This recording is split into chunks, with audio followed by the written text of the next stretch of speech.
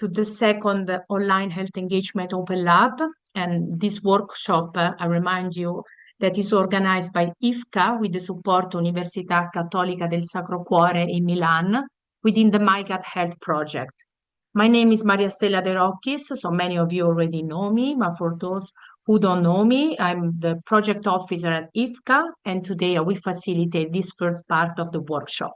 So this interactive session brings together people living with IBD, but also their families, caregivers, and stakeholders to explore patient experiences, lifestyle factors, and meaningful health engagement. Slide 2, please. Before we start, I would like to remind everyone a few practical guidelines. So all perspectives and ideas are very welcome in here. Respectful and supportive discussion is the rule. Let's make sure that everyone has a chance to talk and help us keep to time. So this webinar will last 1 hour and a half, and we have a very full agenda. Please keep your camera on if you like and your microphone muted. And to speak in plenary, please use the raise hand function or unmute yourself once you are called. Please write also any questions or comments for speakers in the chat that you can see here below. If there is time, we will bring them into the Q&A. If we don't have time to answer all of your questions, we will bring them to the Q&A session. If not, we can answer them in the chat. We will try to address your question in the chat. I would like to remind everyone that by registering to this workshop, you have already agreed to the session being recorded. So if you don't agree now, please leave the workshop. Slide next one, please. And some technicalities. You can rename yourself with your name and surname, so and maybe your organization and the countries where you are from, so we can know who you are and the way you can interact with us. And also Michael is typing on the chat, I can see right now, and maybe he's suggesting you to see if you are an IBD patient or someone part of the family of the caregiver. And we would like to see also if you are patients, patient associations, or caregivers. This would be very helpful for us. And if we also have some clinician or other stakeholders today with us, it would be very helpful for the discussion. Next slide, please. Before we moving into today's content, I would like to share some background information on the project behind this workshop. So the miGut-Health project is funded by the European Union through the Horizon program. It began in January 2023, and it will run until December of this year. And the project involves 12 partners from multiple countries. The consortiums of partners includes clinical research, gut microbiome science, personalized medicine, expert in digital health, expert in patient engagement, and IFCCA, which represent the IBD patient community. The project is coordinated by the Institute of Clinical Molecular Biology in Kiel. Next slide, please. And briefly, the aim of the project is to provide personalized strategies for early disease prediction, prevention, and gut health improvement for people with IBD and high-risk individuals. miGut-Health focuses on identifying and validating gut health biomarkers, assessing personalized prevention measures, and developing citizen engagement strategies and digital tools, and you will know more about it, to support IBD management. The project is committed to integrating the voice of the IBD community in all stages of the research. The ultimate goal is to improve disease management, empower patients, and bring personalized gut health strategies into practice. Next slide, please. According to the agenda that I already showed with you, together with the link to download also the ENGAGE-IBD guide, we will start by setting the scene with a presentation from Professor Schroevers from the University of Groningen in the Netherlands on predictive lifestyle factors in IBD care. This will be followed by Dr. Cengiz from the Università Cattolica del Sacro Cuore, who will share preliminary results from the Dutch population on stress, eating habits, and IBD, a survey that the center developed within the miGut-Health project. And we will then move to the most interactive part of the session, so a workshop on how to use the ENGAGE-IBD guide with an introductive session by the Professor Graffigna from Università Cattolica del Sacro Cuore. Last slides, please. The objective of today's meeting is to build a shared understanding of patient engagement in IBD care. The professor will tell us a bit more during the workshop. We will explore the guide and see how this can make a real difference in the care of IBD, and we identify priorities for our open labs, because as I said, this is the second one and we will have more in the next future. I don't know if Professor Schroevers already joined us. I will leave the floor to her for her presentation. Thanks a lot. Thank you so much, and for also organizing this meeting. And it's very nice to see all of you joining here. I hope is the microphone okay as it works.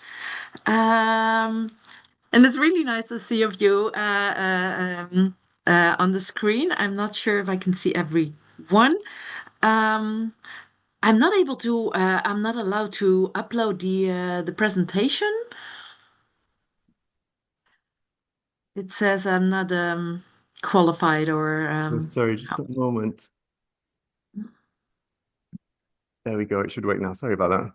That's okay. Let me check.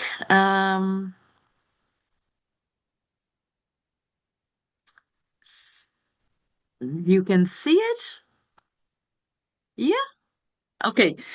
Well, my name is Maya Schroevers from the Netherlands in the north, where it's actually still snowing as the part of the center part of the area of the Netherlands. And I work in the UMCG, the University Medical Center here, and we did a large study on lifestyle factors for people with the disease of Crohn or colitis.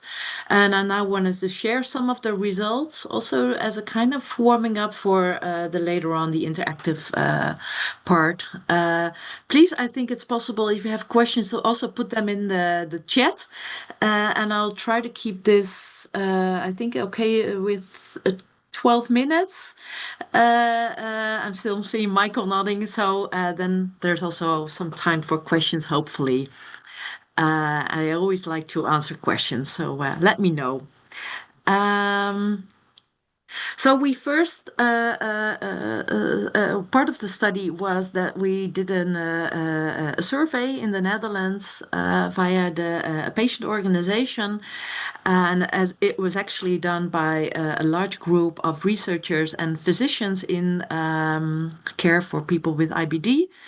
And I'm checking the chat at the same time. I'm not very good at do things at the time. Maybe Michael, you can keep track of that, and if there's anything, use the audio. This is not possible to keep the chat as well, monitor it.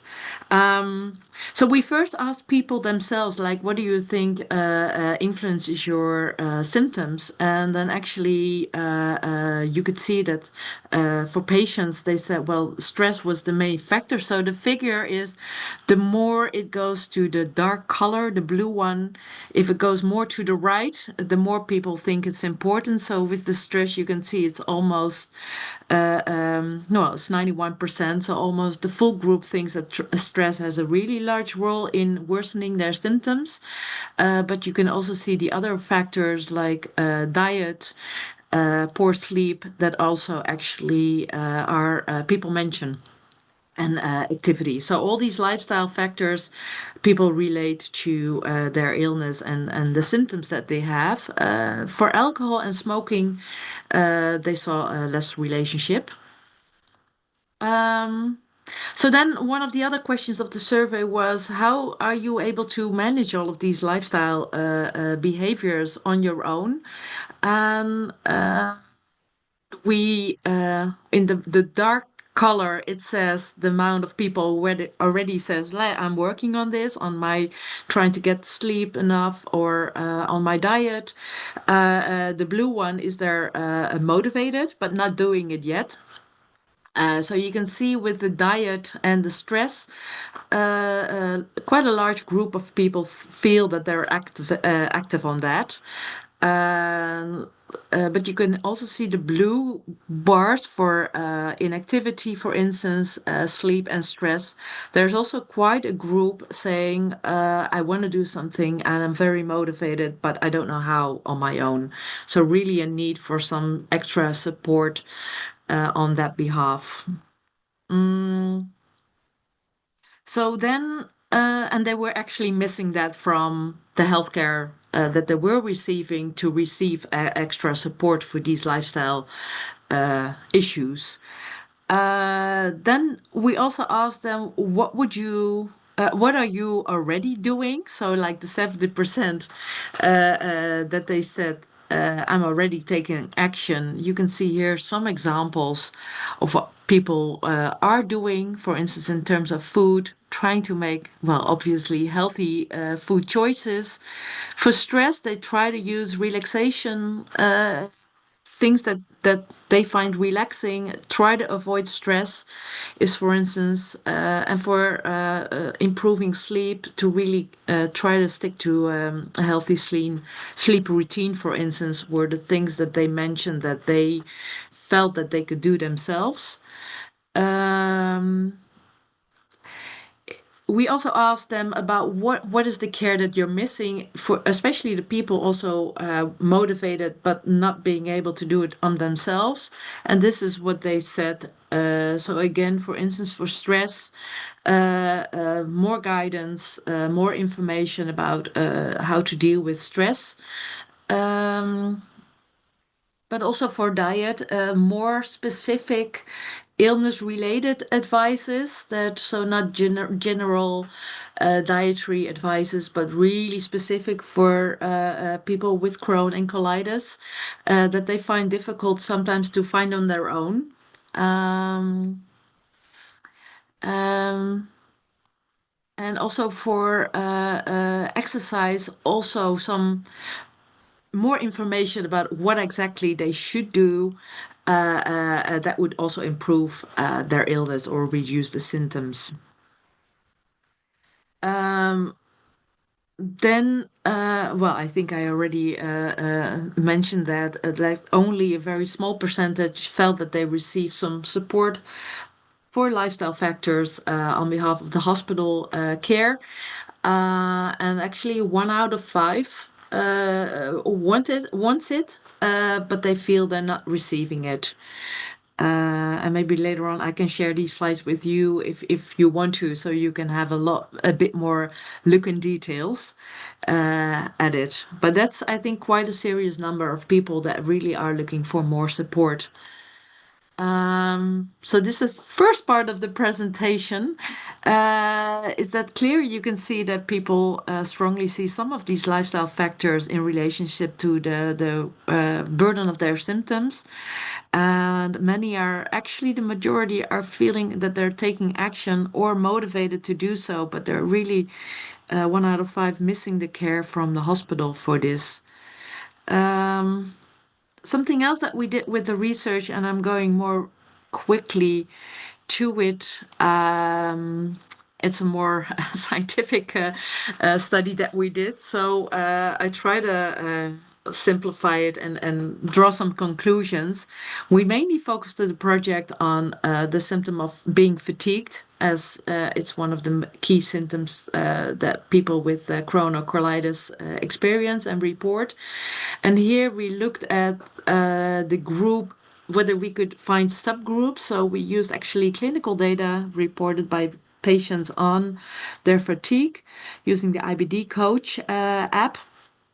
And here you could actually see that 1 out of 3 patients, so the green line, the above green line, they actually show really high levels of fatigue across all the years that they were monitored. So this is a very, I think, worrisome group, and that's a large group, and they really show very high chronic levels of fatigue. And yet you see the percentage of the lowest bar stable at the top, at the bottom. It's only a small group actually that doesn't feel fatigued. So fatigue is really one of the main problems I think that was reported, but especially this 1 out of 3 group with very severe problems. And you could see also the moderately high. It's also another group with quite high elevated fatigue.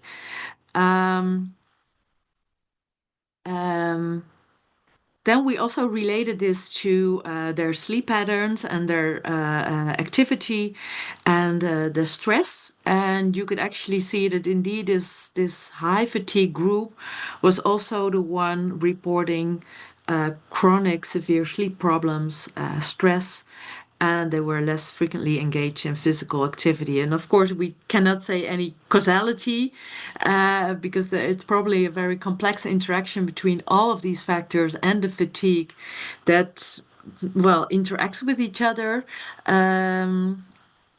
But it's definitely at least showing again that a possible rule of lifestyle in being fatigued, but maybe also otherwise being fatigued and then having difficulty with physical activity or keeping to the boundaries and then having a sufficient night of sleep. We also did interviews with people about the care that they would like and that they were missing, but very specific for fatigue. And it would be too much to share all of this with you now in details, but we asked people what would be barriers. So the right column, what avoids them from asking for more support. In this case for fatigue, but I think it could also relate to care for lifestyle factors, is that some said that, some were kind of more denying the fact and living by the day that made them not eager to accept care. But I think what was quite worrisome that also some patients mentioned the limited trust in the efficacy of the available care and that they were lacking actually the information about it and also thought that guidance and treatment would not be effective, whereas we know that from some programs, lifestyle programs and fatigue programs, we know they are effective, but apparently we're not doing the best job to inform people about that. So these are some the publications that we wrote on this data. So I think overall, patient really in the survey said that they really feel that lifestyle factors interferes with their symptoms, and that there's quite a large group missing adequate support from the healthcare in the hospital. So I think it really means that we need all the ways to provide them that. And especially a more person-centered, specific approach with very specific suggestions patients set for specific diet or specific exercise recommendations that they feel like would work for them. That was a lot of speaking. I hope I was okay in time. Yes, thank you, Professor. And I also see we have two questions in here in the chat. So the first one, do you have more details on what kind of hospital support is used or wanted? Yeah, so I think mainly people differ a lot. So what you can see in the areas like it was for all the lifestyle factors, people mentioned some of the things. So for stress, they would miss specific recommendations and information and guidance and support, but also for diet and physical activity. So I think it was on behalf for all of the lifestyle factors. There was not one that did it better than others. It was more, well, some people maybe prefer and need care for dealing with stress, and other more for diet. But I think it was across all these factors that people prefer more care and more support, and that were finding it difficult to do it all on their own, to find the right information and the care for that. Yes, I understand. So the psychological and the nutritional part of the Everything, disease. yes. And people Yes, find it, and of course they're very complex because people feel like, well, I'm too stressed, I'm too tired to do my exercise, and I'm also not sure what I should do, and I'm not sure about the diet, and I know some general healthy diet recommendations for all of us, but what is specific for with my disease, and maybe I'm therefore too fatigued, and that makes them also stressed again, also because of the things of missing out and not being able to do. So it's a very, I think, complex interaction between all of that, and people find it very difficult where to start. exactly. And one more question, Professor. Do they know why there is still a part who isn't that fatigue? Why do they do different than the rest? It's only a very small group, and I'm not sure I would be interested in a medical doctor's opinion. So I think the most research shows that I think fatigue is like present or experienced by people like 80%. So there is a small group not showing persistent high fatigue. I don't know why. If what's known about it, I just know it's almost everyone does experience it.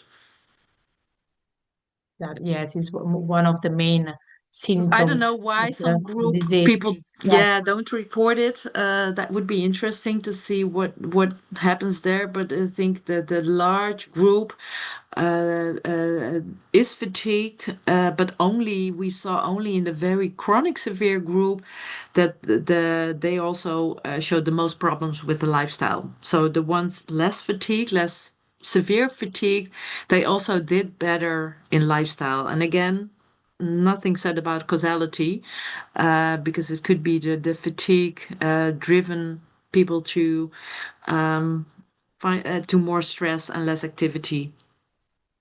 okay, so we'll wrap up with two more comments and then we can move forward. So Crohn's and Colitis and L, the Patient Association in Netherlands, gives a lot of lifestyle advice on our website, in our magazine, and this year also in a new explainer video to be launched in March of April. So thanks a lot. And we have another comment. I don't experience it. So I was curious what is already in the studies about it. Um, and another participant also agree with this comment. So they don't experience it, so they were curious about what it's about on the study. Maybe you can also write your answer in the chat, the professors, and we can maybe move on with the presentation Yes, from I will. Dr. Cengiz. Yes, I Thanks a will. lot. Thank you Yes, very much. Thank you very thank much, you. Professor.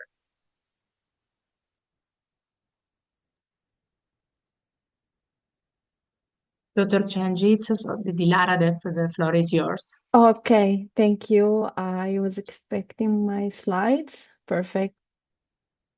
So, as my colleague Maricela already mentioned, that I will be presenting our survey that we conducted within miGut-Health project.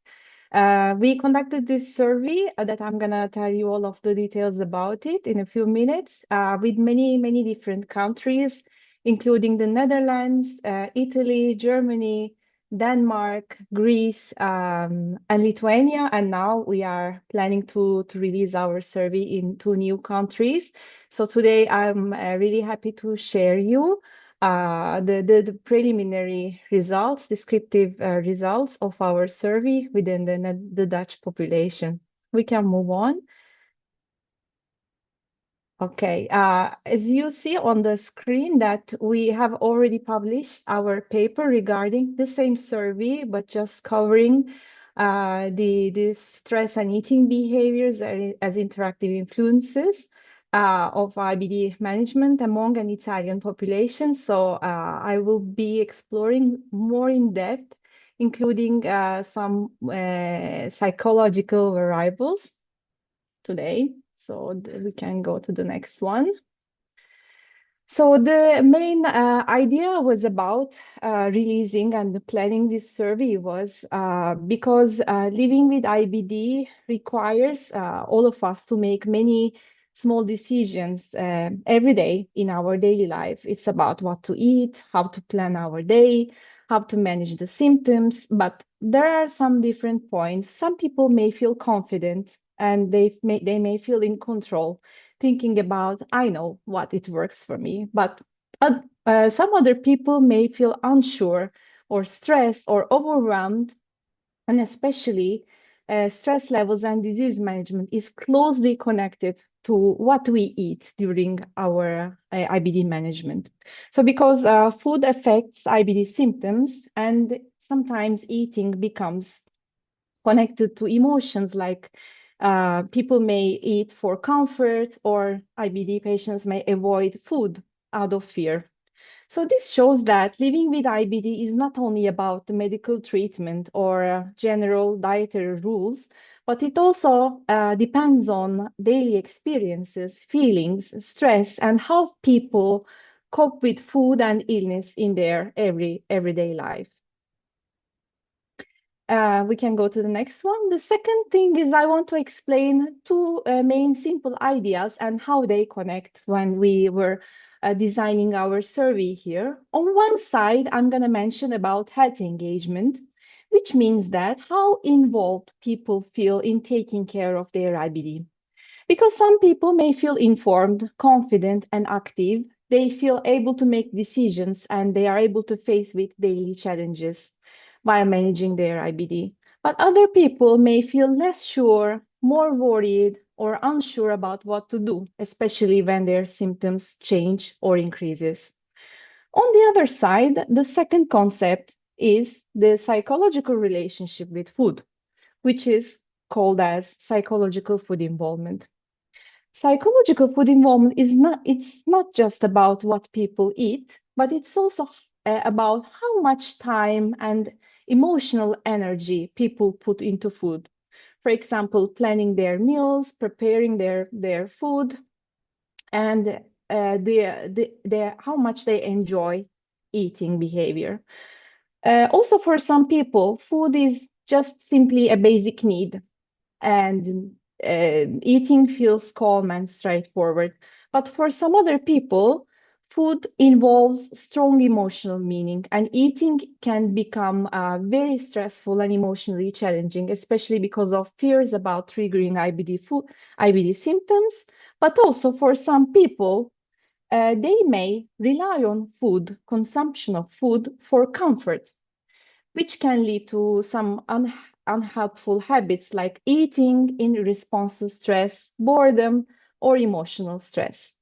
So we believe that these two concepts are connected to each other. So we think how engaged people are in their health often influences how they deal with their food, and how food makes them feel can also affect how confident and engaged they feel in managing their IBD. So that's why we conducted this study. First, we wanted to understand the everyday life with IBD better. We were interested in what helps people to stay engaged in taking care of their health and what makes it harder, especially when it comes to eating and managing their daily routines. Second, we wanted to see if there are different types or patterns, behavioral patterns among people with IBD. Because as we already mentioned, some people may feel more and more confident and involved in managing their health, while other people may not feel in the same way. At the same time, we know that food can play different roles in people's daily experiences, sometimes strongly linked to stress, comfort, or emotions.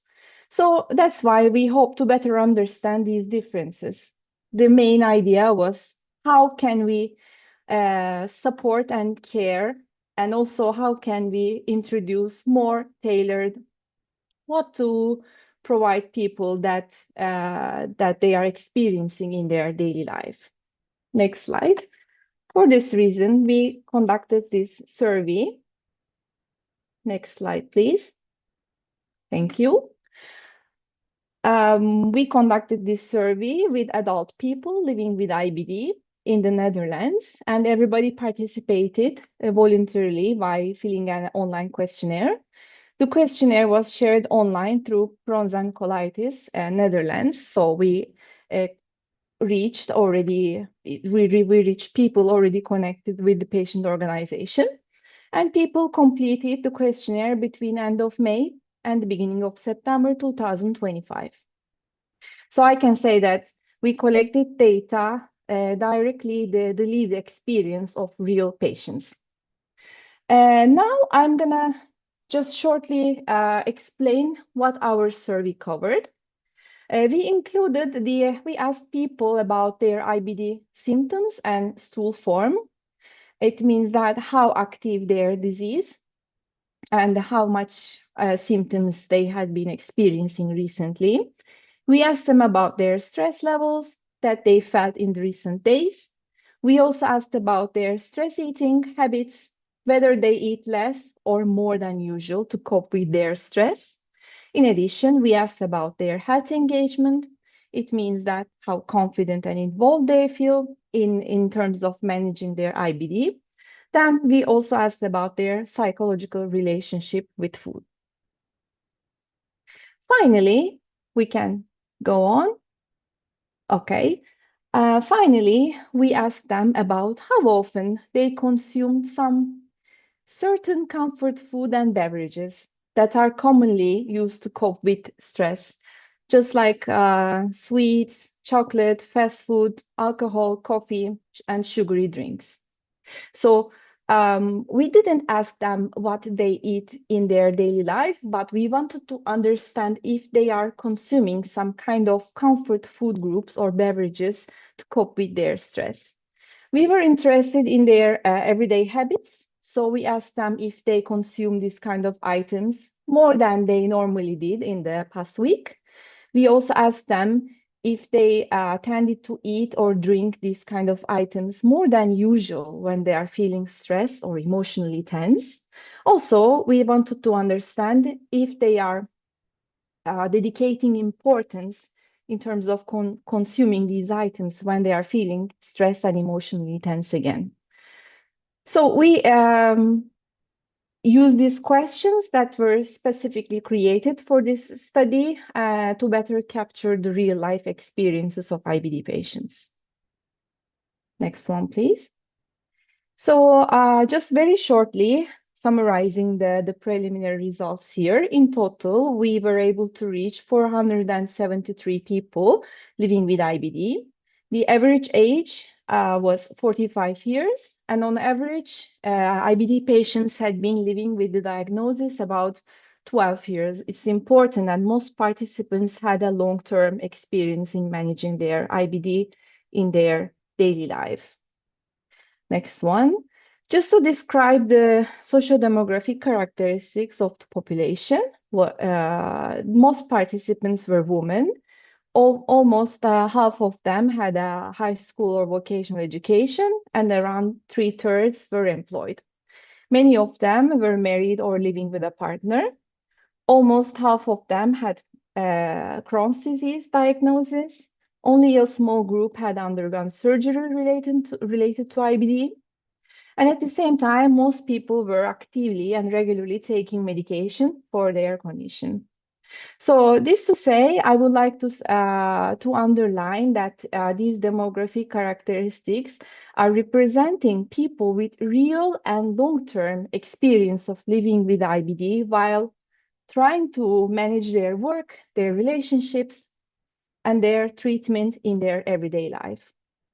We are also curious about their professional psychological support. About 6 out of 10 people had spoken with a psychologist or a psychotherapist in the past, but only a small percentage of people were receiving psychological support while we were conducting this study. This means that even though people are experiencing stress, emotional challenges, or worries about IBD, most of them were not getting professional psychological help.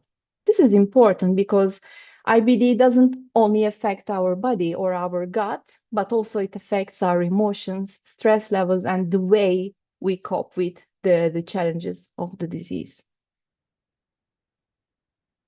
So the next slide is that I already introduced you our questionnaire that I would like to shortly present the results that we have got from the survey.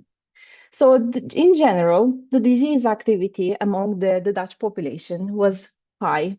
Many participants were experiencing active symptoms during the survey. And also many participants reported looser stools than usual. And also, surprisingly, their overall stress levels were low, and most participants didn't report high stress.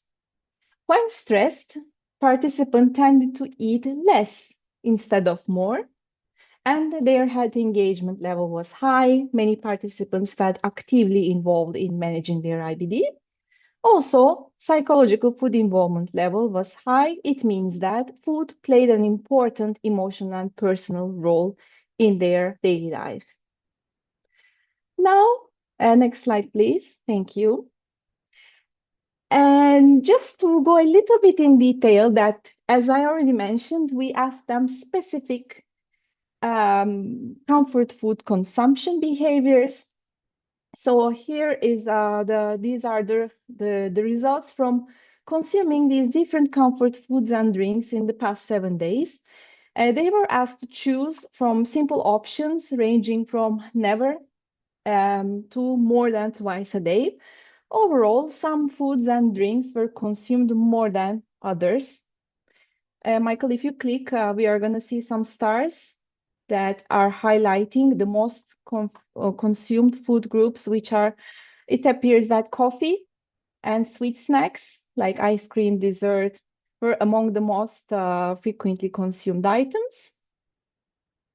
And the next one. The next question was about if they ate or drank more than usual during the past 7 days in terms of consuming these items. First of all, not everyone reported eating more than usual, but 16% of them said that they had increased their intake at least one of these foods and drinks. So the most common items were sweet snacks. Can we go on? Okay, sweet snacks and chocolate groups. Next slide, please.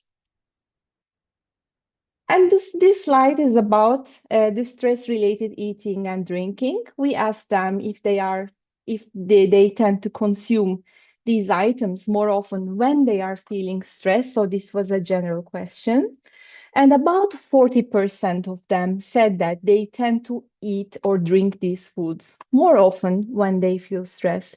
You may remember when we asked them about their stress eating behaviors with a validated scale, and they said that they tend to eat less based on a validated scale. But when we provided these food groups and asked them one clear question, they said yes, 40% said they tend to eat more often when they are feeling stressed.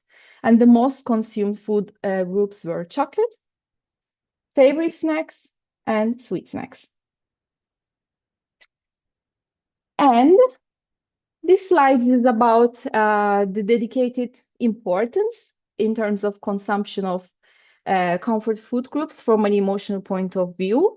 For many participants, food was not a central emotional issue, but about 1/3 of them described their relationship food as neutral, and almost half of them said food was not important or only somewhat important emotionally. And these are the two different patterns that appeared in our results. First, we grouped the whole Dutch population based on their had engagement and psychological food involvement levels as high and low. And in this image, you can see the high levels for both of the groups. And we analyzed some of the variables based on their engagement and food involvement levels. First of all, people who were more highly engaged in managing their health reported milder IBD symptoms. They had more regular stool consistency and lower stress. They also showed less tendency to eat more or rely on comfort food when they are feeling stressed. And in the second part, as you see in the highly food involved group, people who felt highly psychologically involved with food, the differences didn't appear in IBD symptoms or stress levels, but it was seen in how they ate when they are feeling stressed. And the highly psychologically involved group were more likely to eat during the stressful moments, and comfort foods felt more important as a way to cope with their stress. And the next slide is showing a very quick update about the comparison of the results between different countries, the German, Dutch, and the Italian data.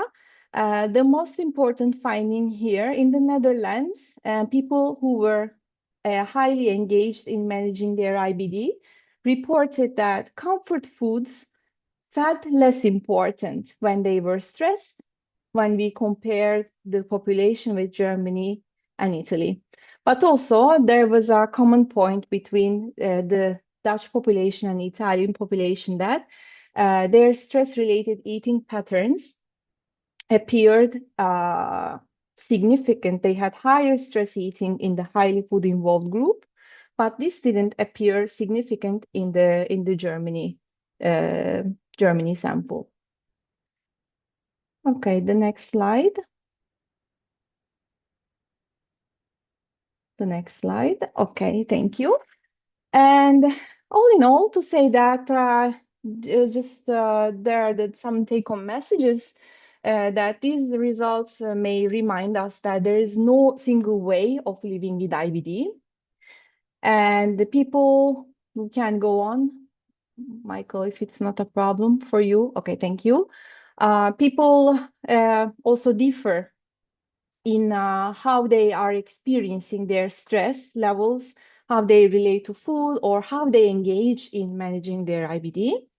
And it's clear that stress influences their eating behaviors, sometimes more than symptoms themselves. And feeling confident and engaged in health makes it easier to manage the daily challenges. And we believe that these differences can help all of us to think about IBD care in a more precise, personal, and supportive way. These are the preliminary results from my side.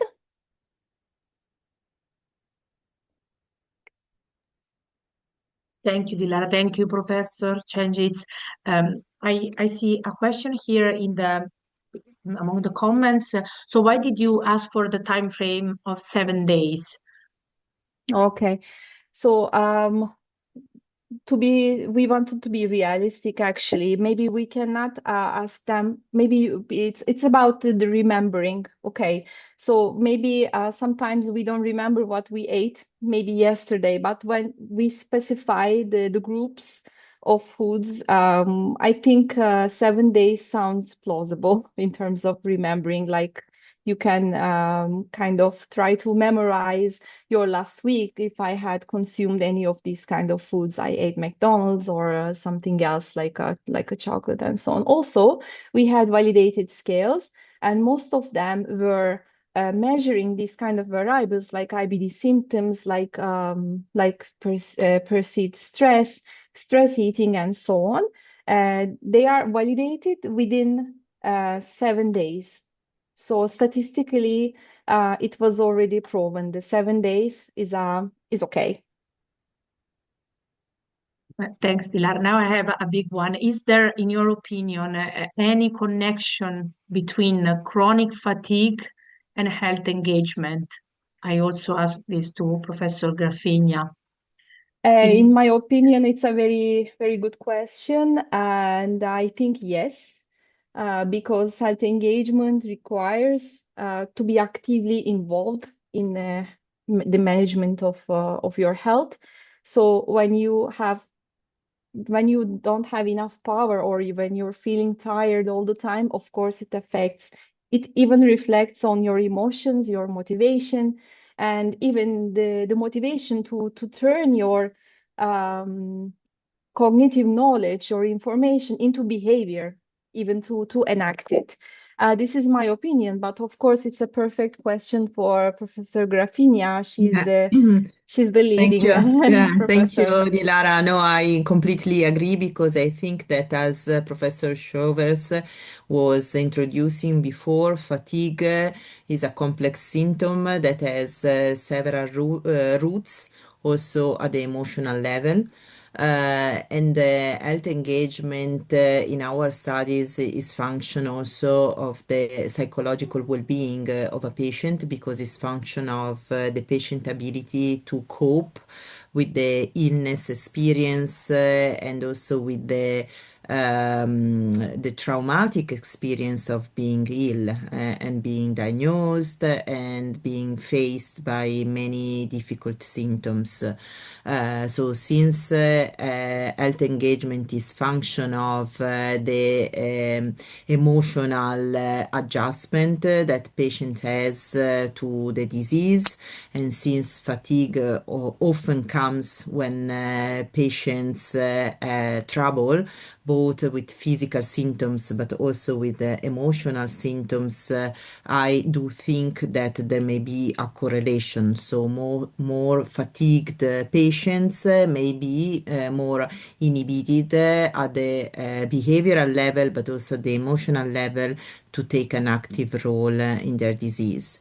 Anyhow, this is a very good suggestion, and I think that in future researches we may explore at the evidence-based level the correlation between levels of fatigue and levels of health engagement. Thanks. Thank you, Professor Graffigna. Thanks a lot. I don't see any other questions. Maybe we can move on with the presentation. Okay.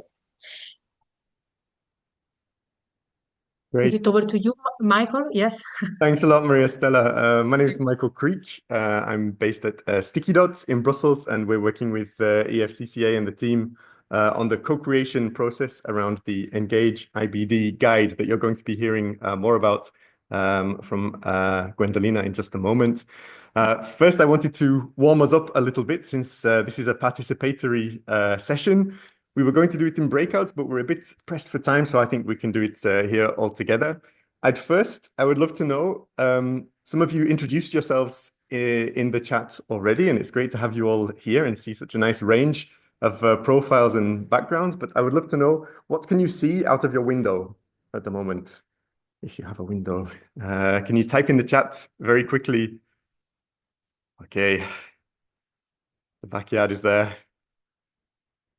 No view, no, not much of a view here either, unfortunately. Okay, good to see someone has some blue skies. Yeah, in Belgium, the view is not always not always very bright. Okay, yeah, for most of you, it's the evening is kicking in, so it's good that we keep energy levels up a bit. Thank you very much for replying. The commuters, the traffic, yeah, some familiar sights.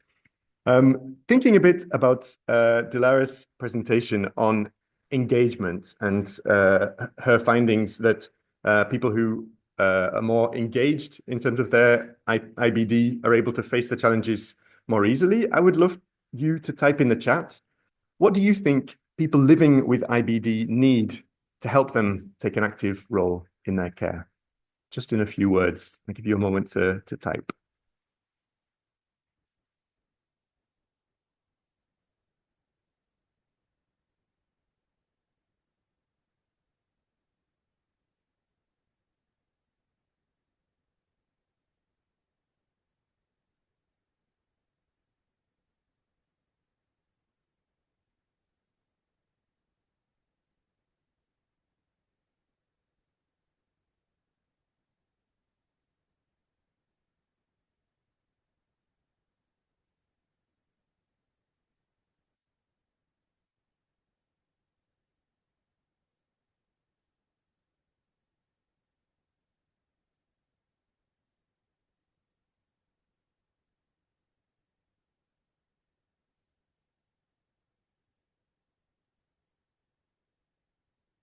Great responses already.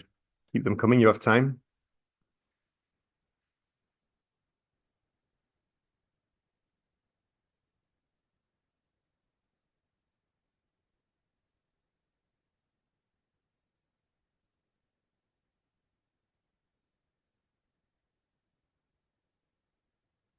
And as you're reading through other people's responses, feel free to leave a little thumbs up or an emoji response for the messages that really resonate with you as well.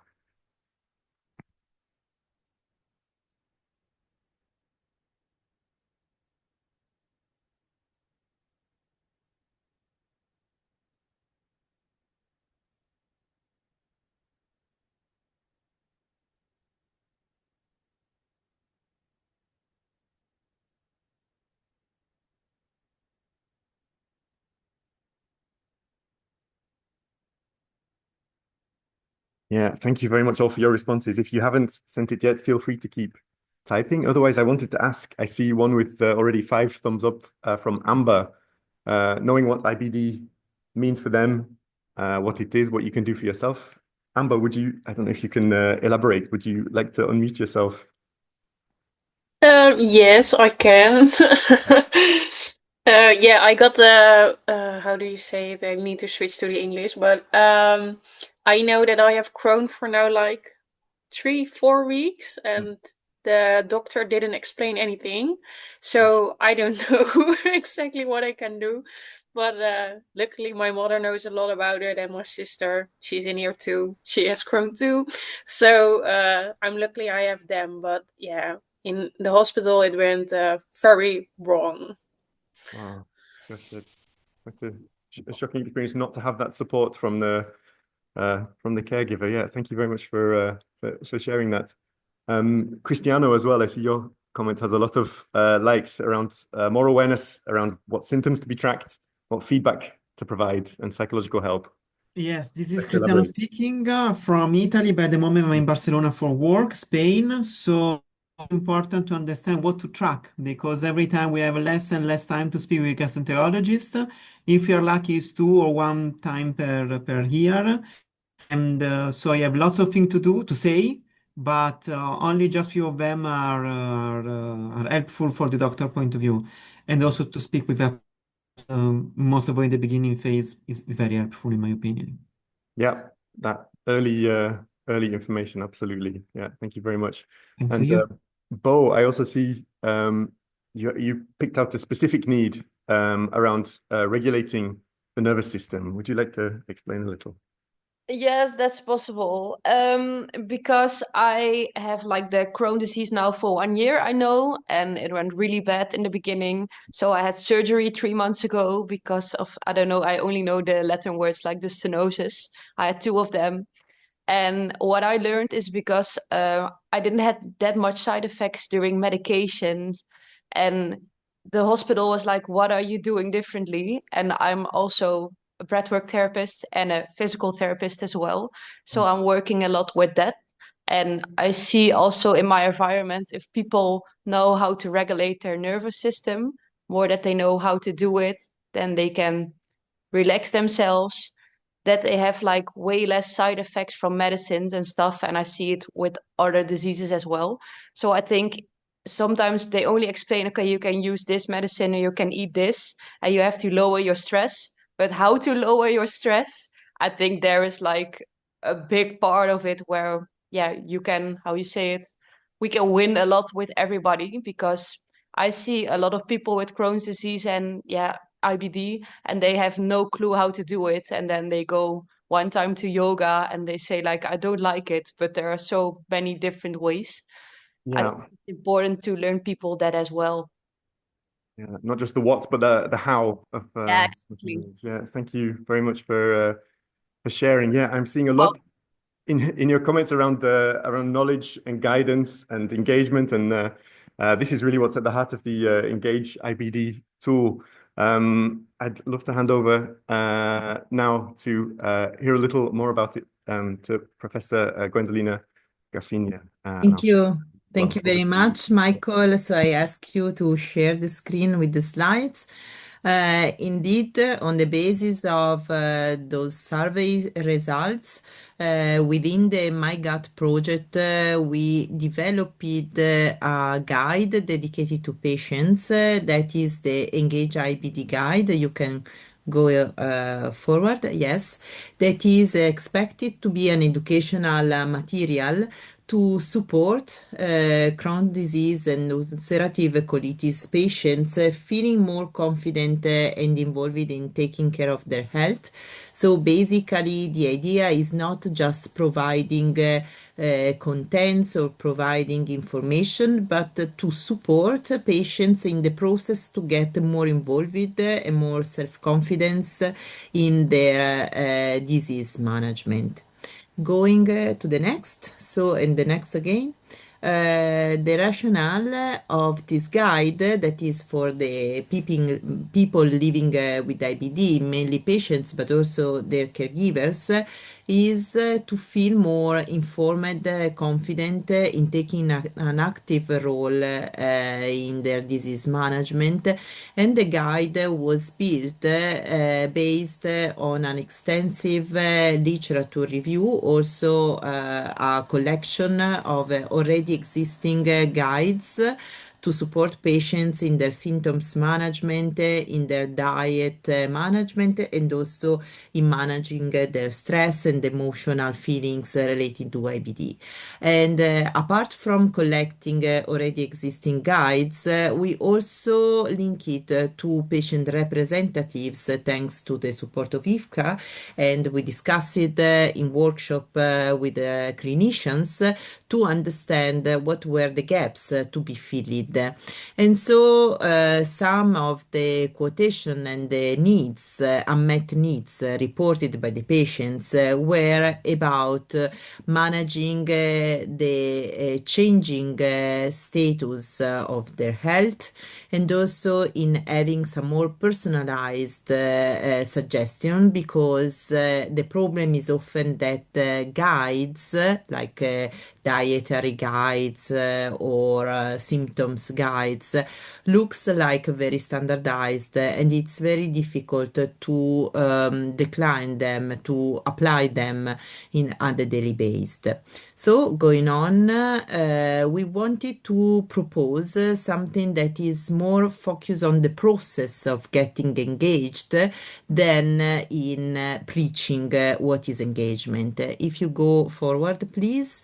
You can see the index of this guide, and as you see, the idea was to articulate the main content of the guide towards the concept of engagement, even across linked to the acronyms of the concept of engagement per se. So if you can go back, please. Okay, so the guide has 9 chapters, 9 sections, and each section is entitled with a key word, with a key concept that we believe it's a key principle for the process of engagement.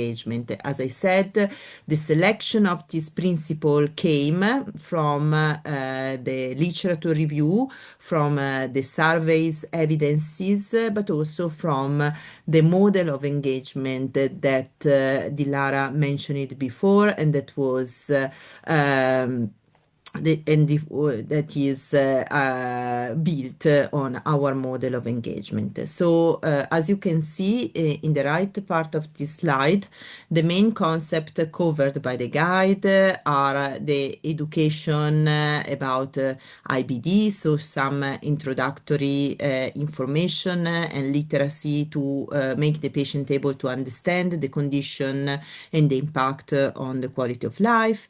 The second section is about navigate the healthcare resources, exactly to give some tips to the patients to recognize who are the key healthcare professional roles that can support, and also what are the main organization and entity that can provide dedicated support for the different needs related to diet, stress, and so forth. The third section is about get information about the symptoms, and this section proposes some tools, very practical, in order to be better aware about the triggers, about the patterns, and also about the symptoms, in order to enhance self-monitoring and self-awareness. The third section is about adherence to treatment, because this is crucial for any patients, and the section provide again some practical tips and tools, and also additional information and links to improve one-on adherence behavior. The fifth section, it's about getting active in decision making, and this is dedicated to some information and also tools again in order to improve one-on communication ability with the clinician, with the doctor, and also in becoming more able to plan ahead questions that the patient wanted to ask to the clinician.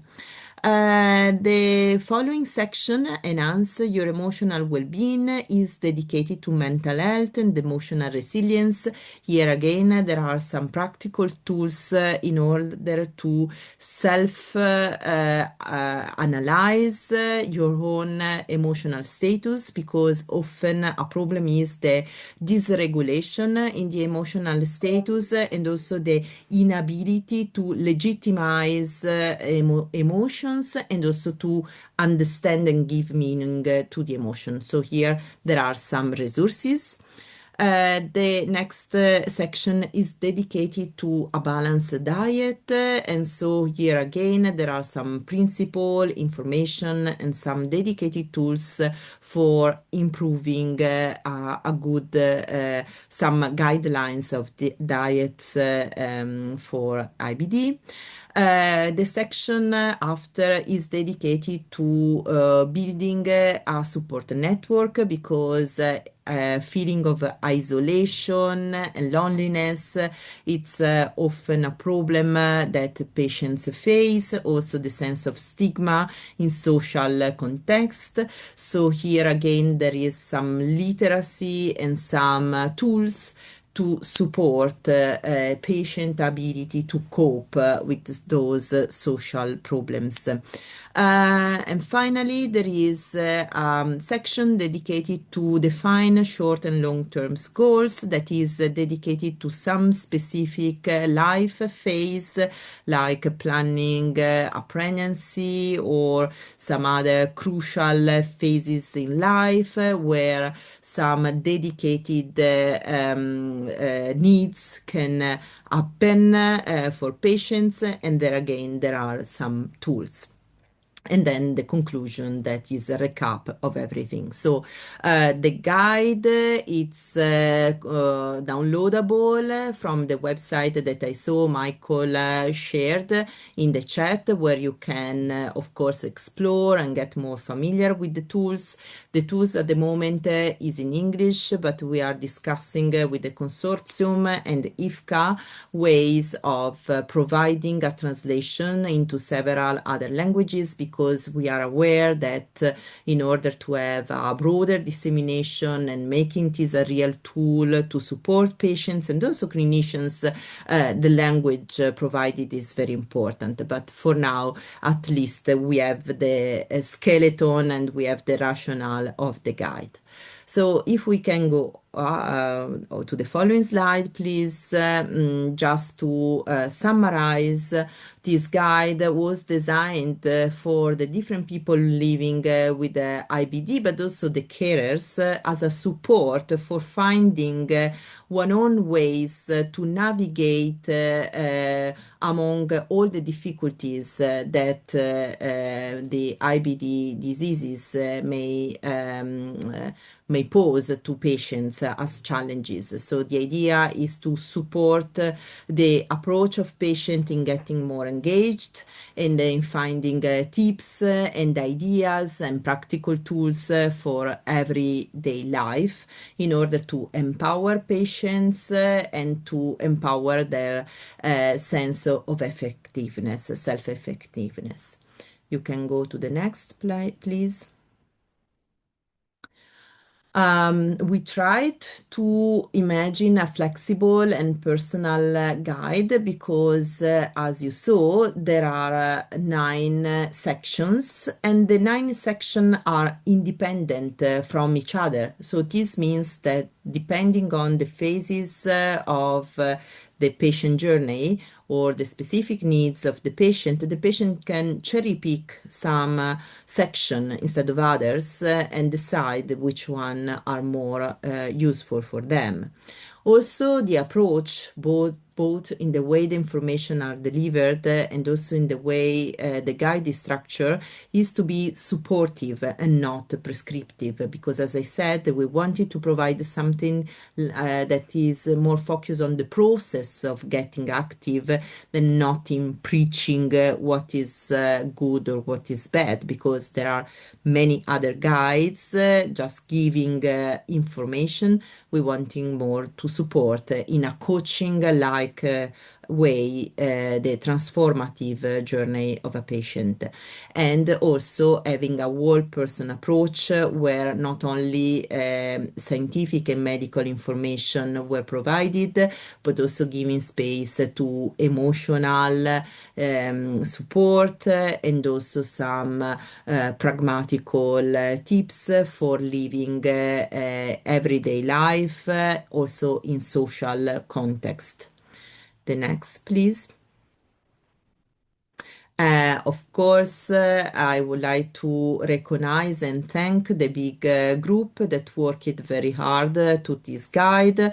My team, Dr. Dilara Usta, that you met before, but also the other colleagues in our lab, and very important, the support of IFCCA, because they are provided for each step of the development an important vision from the patient side, and also were involving key stakeholders from the patient groups and also the clinician groups in order to give us support and feedback in the process.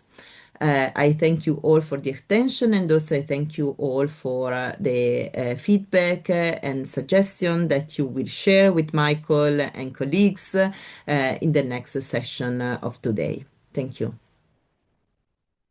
Thank you very much, Guendalina, for this nice and clear presentation. Any quick questions, clarifications on the guide?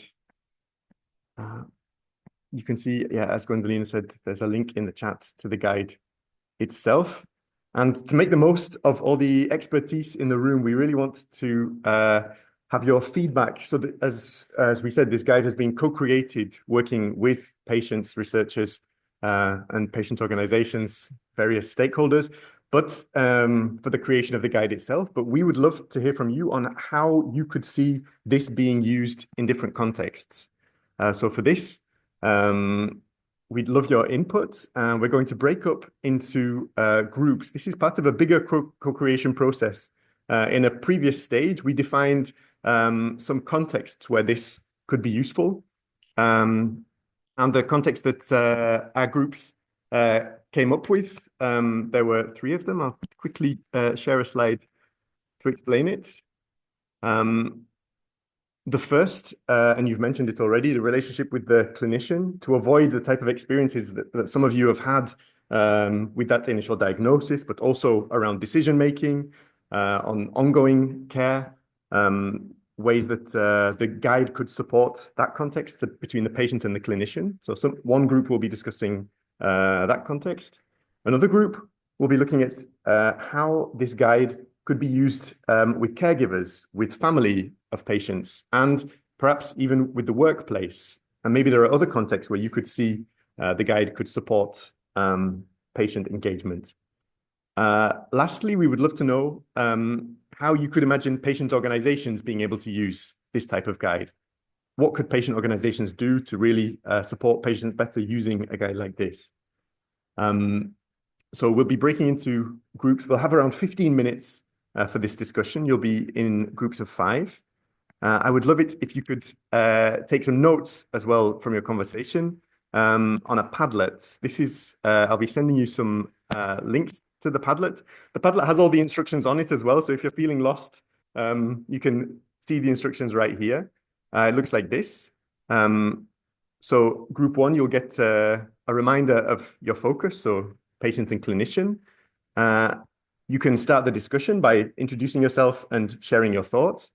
And for every idea, I would love you to add a note. So you do this in Padlet by going to the little cross in the bottom right. You add your title, and you can add any little details, bullet points.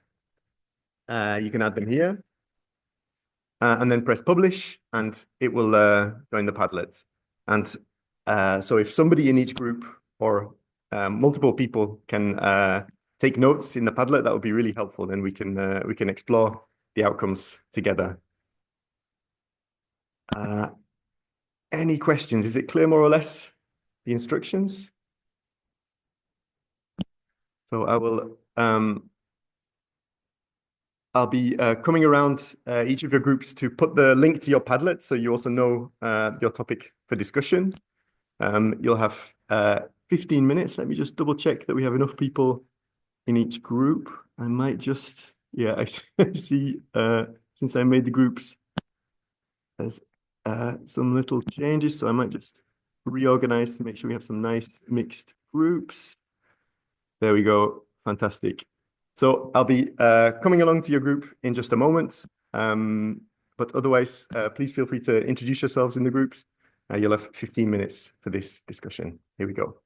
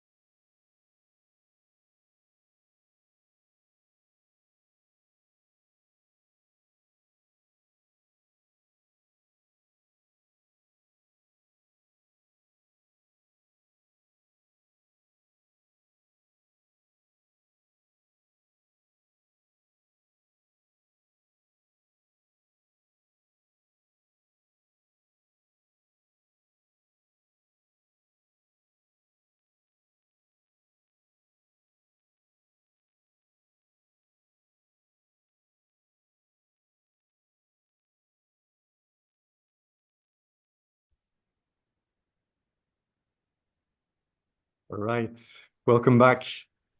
Thanks very much to all of you for your great input. Sorry to whoever I was cutting off at the last minute there as part of your conversations, but I can see there's been a lot of really great discussion I want to really quickly run through. We might be running 5 minutes over time. No problem if you have to leave us, and we will follow up with by email with the outcome, so you'll be able to share and also see the recording of the final discussion.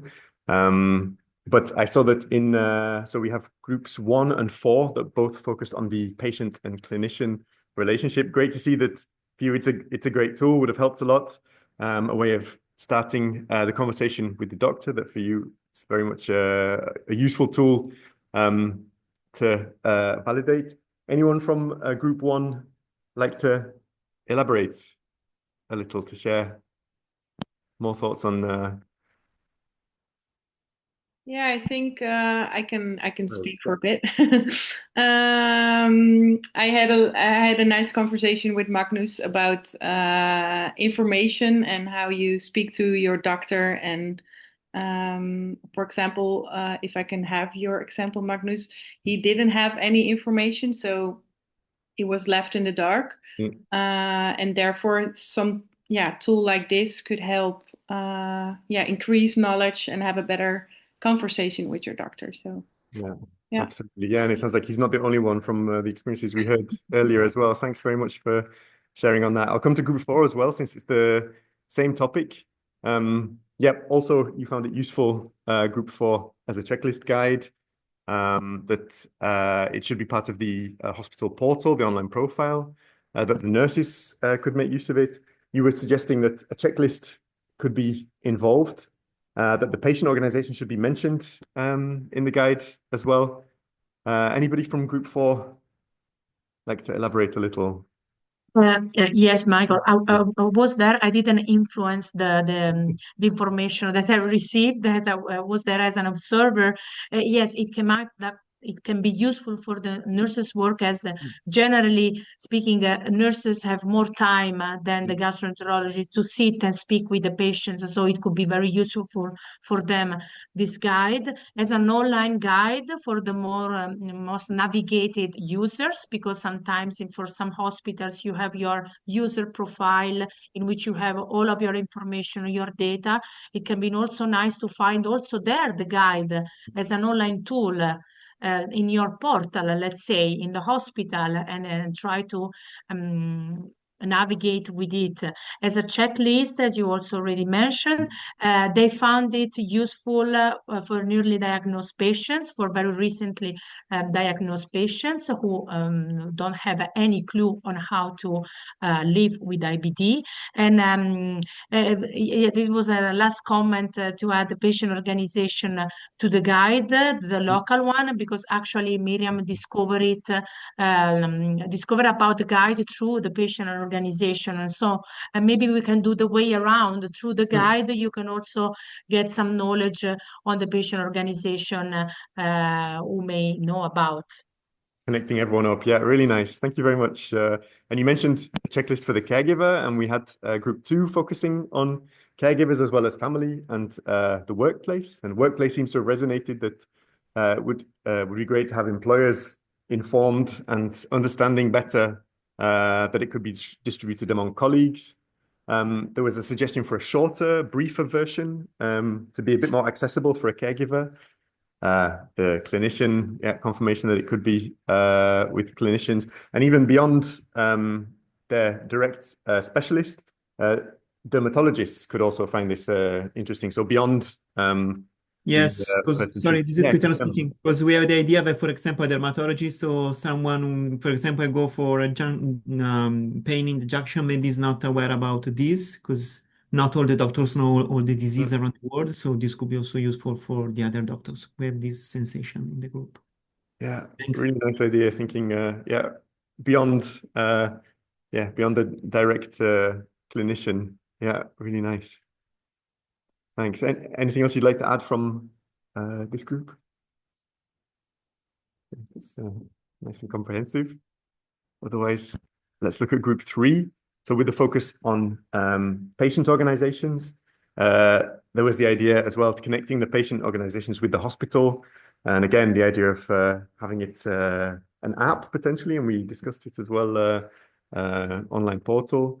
Good to hear that this is already available for download via patient organizations. And yeah, it would be great that you're thinking about WhatsApp groups, the newsletter, it's already there. So all the possible ways to communicate it.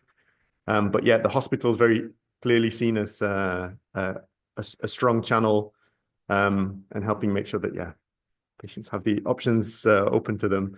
Anybody from group 3 like to add anything or picking anything out here? Yes, we really talked a lot about the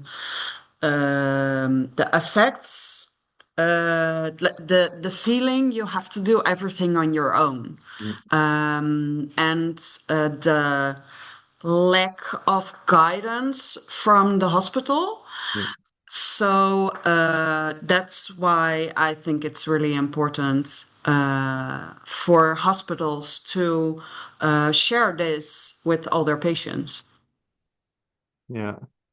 Great to hear that your confirmation that it's a valuable resource and that this is going to help fulfill some of the needs that you were talking about. I want to post quickly in the chat as well, so you have them, the links to all the Padlets, and we'll circulate these as well in case anybody would like to add anything from other groups if you weren't, if you're on a different topic. Anybody have any further thoughts, anything they would like to add to what's been discussed already? Feel free.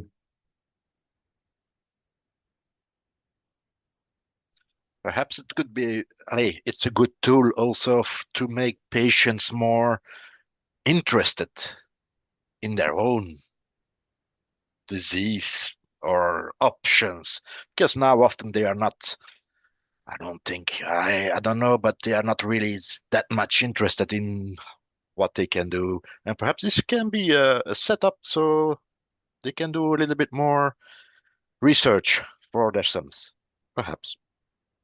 Giving them a guide like this, they can open up some pathways for them to explore more deeply. To explore and also to talk about again with their medical care person.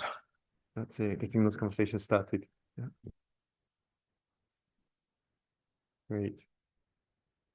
Any other thoughts on how this could be useful?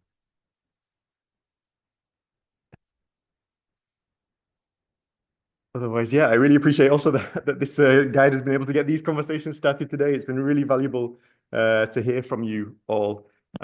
This is, as I say, it's part of a broader co-creation process. We have 2 more online open labs like this, which you're also welcome to share with people. We'll send you the information if you know anybody else that might like to get involved.